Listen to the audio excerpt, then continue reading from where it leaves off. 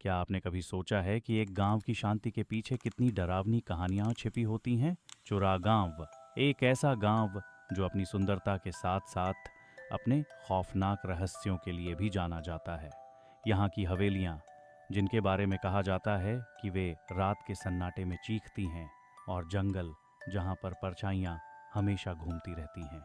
इस गांव में प्रवेश करते ही एक अजीब सी ठंडक और सिहरन का अनुभव होता है। स्थानीय लोग अक्सर उस पुरानी हवेली के बारे में बातें करते हैं जहां एक खूबसूरत आत्मा भटकती है। लेकिन क्या आप जानते हैं कि उसके पीछे छिपी कहानी कितनी भयानक है? आज हम आपको एक ऐसी यात्रा पर ले जाएंगे जहां डर और साहस का सामना होता है, जहां एक लेखक और उसके दोस्तों ने एक भूतिया कहानी की सच्चाई को जानने का फैसला किया। क्या वे उस आत्मा को शांति दिला पाएंगे या खुद को उसी हवेली में फंसा पाएंगे? आइए मिलकर इस भूतिया गांव की गहराइयों में उतरें और जानें कि सच्चाई हमेशा डरावनी होती है या कभी-कभी आशा की किरण भी होती है।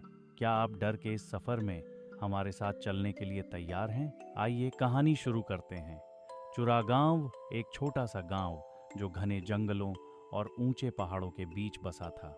यहाँ की हरियाली, नदियाँ और शांत वातावरण अक्सर बाहरी लोगों को आकर्षित करते थे, लेकिन इसके साथ ही गांव की एक खौफनाक पहचान भी थी। गांव वाले अक्सर उस पुरानी हवेली के बारे में बातें करते थे जो गांव के बाहर एक सुनसान जगह पर स्थित थी। कहा जाता था कि हवेली में एक भूत आत्मा निवास करती है जो रात होते ही दहशत फैलाने लगती है। गांव के लोग उस हवेली का नाम सुनते ही सिहर उठते थे। कई बार गांव के बच्चे वहां खेलने गए, लेकिन उनमें से कोई भी वापस नहीं आया। इसके बाद गांव में किसी ने भी उस जगह की ओर ध्यान नहीं दिया। अब रात में जब भी हवेली की ओर कोई जाता तो उसे अजीब आवाज़ें सुनाई देती थीं। एक दिन एक युवा लेखक अर्जुन अपने दोस्तों के साथ चुरागांव पहुंचा। उसने गांव की कहानियों के बारे में सुना था और खुद उन पर एक किताब लिखने का इरादा किया था। जब उसने गांव के बारे में और जानकारी हासिल की तो उसे उस पुरानी हवेली के बारे में सब कुछ पता चला। उसकी जिज्ञासा बढ़ गई और उसने तय किया कि उसे वहां जाकर खुद अनुभव करना चाहिए। अर्जुन ने अपने 3 दोस्तों सिया, रोहन और मीरा को भी साथ ले लिया। सभी ने एक पुरानी गाड़ी किराए पर ली और गांव की ओर रवाना हुए। जैसे ही वे गांव पहुंचे, गांव का माहौल एक अलग ही था। लोग संकोच में थे और एक दूसरे की ओर घूर रहे थे। जैसे ही शाम का समय हुआ, चारों दोस्तों ने हवेली की ओर बढ़ने का फैसला किया।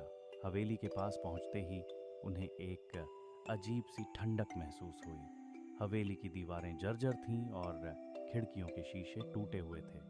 अर्जुन ने अंदर जाने का निश्चय किया।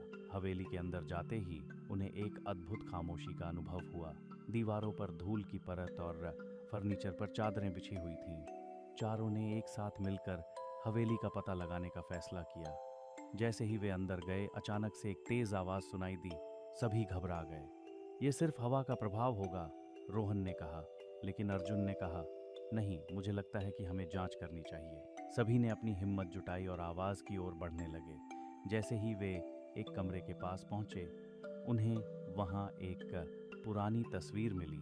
तस्वीर में एक सुंदर लड़की थी जिसकी आंखों में एक अद्भुत चमक थी। अर्जुन ने उस तस्वीर को उठाया और देखा कि नीचे एक नाम लिखा हुआ था, कुंवरी अंजलि। कौन थी यह अंजलि? सिया ने पूछा।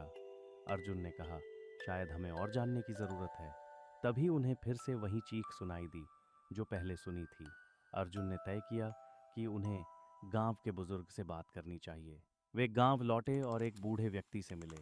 बूढ़े ने बताया कि अंजलि गांव की एक सुंदर लड़की थी जो एक राजकुमार से प्रेम करती थी, लेकिन राजकुमार ने उसे छोड़ दिया और उसने अपनी जान ले ली। उसकी आत्मा अब हवेली में भटकती है और वह कभी भी शांति नहीं पा सकी। कहा जाता है कि अगर कोई उसके प्रेम को समझता है तो वह शांति पा सकती है, बुजुर्ग ने कहा।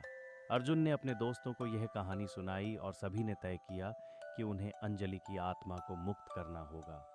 रात का समय आ गया। चारों दोस्तों ने फिर से हवेली की ओर जाने का फैसला किया। जैसे ही वे वापस पहुंचे, हवेली का माहौल और भी डरावना हो गया था। उन्होंने एक बार फिर से तहखाने में जाने का निश्चय किया। तहखाने में प्रवेश करते ही उन्होंने एक पुरानी दरवाजे को देखा। दरवाजा खुला हुआ था। अर्जुन ने साहसिकता दिखाई और दरवाजे के भीतर गए। अंदर उन्हें एक पुराना किताब मिला जिसमें अंजलि की कहानी थी। जैसे ही उन्होंने किताब खोली, अचानक सब कुछ बदल गया। अंधेरे में एक हल्की रोशनी आई और अंजलि की आत्मा उनके सामने प्रकट हुई। वह सुंदर और उदास दिख रही थी। आप कौन हैं? उसने पूछा। अर्जुन ने कहा, हम आपके बारे में जानने आए हैं। हम चाहते हैं कि आप शांति पाएं। अंजलि ने कहा, मुझे मेरे प्रेम का इंतजार है। अगर आप मुझे मेरे प्रेम का संदेश पहुंचा सकते हैं तो मैं शांति पा सकती हूँ।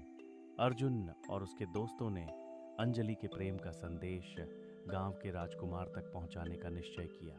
वे गांव लौटे और राजकुमार की खोज करने लगे। कई दिनों तक मेहनत करने के बाद उन्होंने राजकुमार को खोज निकाला।